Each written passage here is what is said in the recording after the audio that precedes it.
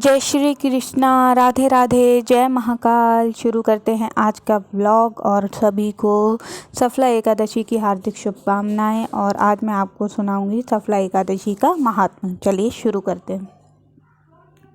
भगवान आनंद कंद मुरली मनोहर ने कहा, हे युधिष्ठिर, अब मैं आपके सामने सर्वश्रेष्ठ पौष कृष्णा एकादशी की कथा कहता हूँ, जिसके श्रवण मात्र से जन्म जन्मांतर के पाप नष्ट होकर अक्षय सुखों की प्राप्ति हो जाती है।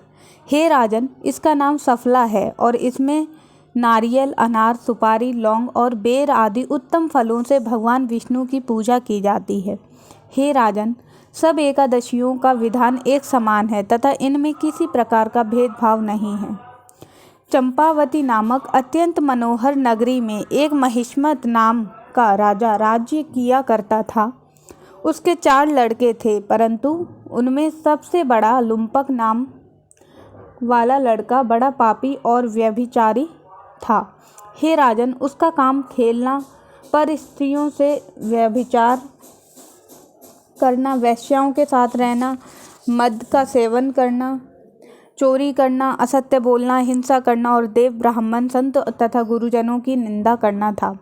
अपने पुत्र का इस प्रकार दुराचरण देखकर दुखित होते हुए राजा ने उसे अपने राज्य से निकाल दिया। हे राजन, पिता द्वारा नगर से निकाले जाने के पश्चात वह पापात्मा लुम्पक एक निर्जन वन में चला गया और वहाँ एक पीपल के पेड़ के नीचे झोपड़ी बनाकर नाना प्रकार के कुकर्म करता हुआ अपना पेट पालने लगा। हे राजन, जब पौष कृष्णा सफला एकादशी का उत्तम दिन आया तो दशमी की रात्रि को इतनी अधिक ठंड पड़ी कि उस रात्रि को पल भर भी न सो सका।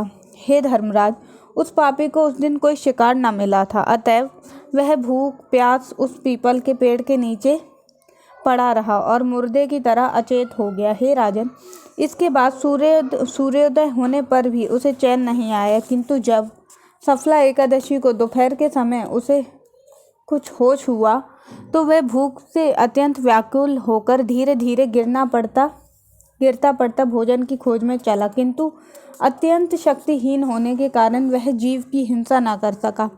तब उसने कुछ जमीन पर पड़े फलों को इकट्ठा किया, उन्हें उसी पीपल के पेड़ के नीचे ले आया। हे राजन, उस समय सूर्य भगवान अस्ताचल पर पहुंचकर लुप्त हो चुके थे।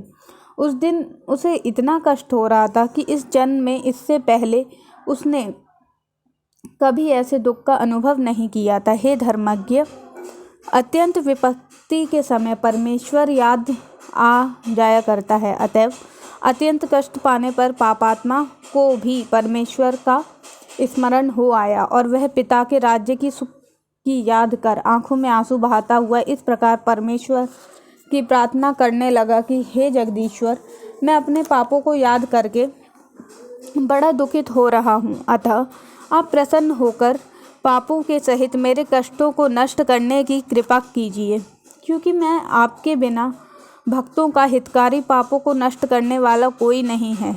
मैं आज सच्चे दिल से प्रतिज्ञा कर कहता हूँ कि अब से ना तो किसी प्राणी को कष्ट दूंगा और ना चोरी, हिंसा, मद्यपान, धूर्त क्रीड़ा, असत्य भाषण, गुरुजनों की निंदा और वैश्यागमन आदि कोई पाप कर्म भूल कर स्वप्न में भी नहीं करूँगा।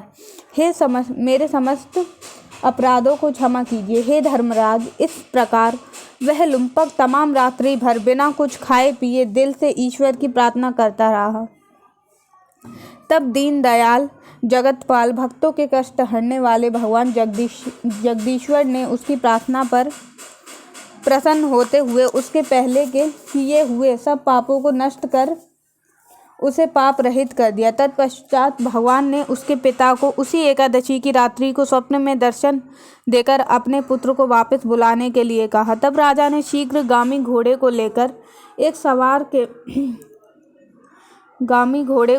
एक सवार के हाथ से ज्येष्ठ पुत्र लुम्पक के पास पहुंचा दिया। हे राजन, जिस समय वह सवार उस श्रेष्ठ घोड़े को लेकर राजपुत्र के पास पहुंचा, उस समय वह भूख और प्यास से व्याकुल होकर भगवान के ध्यान में मग्न हो रहा था। इसके बाद उस सवार ने उसे उठाकर जलपान कराया और इसके बाद वह उसे उस घोड़े पर चढ़ाकर चंपावती की ओर चल दिया। अपने प्रिय पुत्र को नगरी में आया हुआ देखकर राजा बड़ा प्रसन्न हुआ और उसके बाद उसे राज्य देकर भगवान की तपस्या करने रानी के साथ वन में चला गया। इसके बाद उस धर्मात्मा लुम्पक ने अपने राज्य में आकर समस्त प्रकार के पाप कर्म को समूल नष्ट कर दिया। इस प्रकार बहुत दिन धर्मपूर्वक सुख से राज्य करके एक दिन वह महात्मा अपने पुत्र को गद्दी पर बैठाकर परमेश्वर का भजन करने के लिए वन में चला गया और कुछ दिन तपस्या करने से वह परम पद को प्राप्त हुआ। इस प्रकार ये सफला एकादशी की कथा थी। और इस दिन फलाहार, इस दिन नारियल, नींबू, अनार, सुपारी आदि अर्पण करके नारायण भगवान की पूजा करनी चाहिए। इस दिन तिल और गुड़ का सागार लिया जाता है।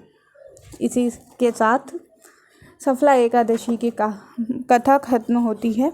सभी को जय श्री कृष्णा, राधे राधे, जय महाकाल। प्लीज़ चैनल को सब्सक्राइब करें। राधे राधे।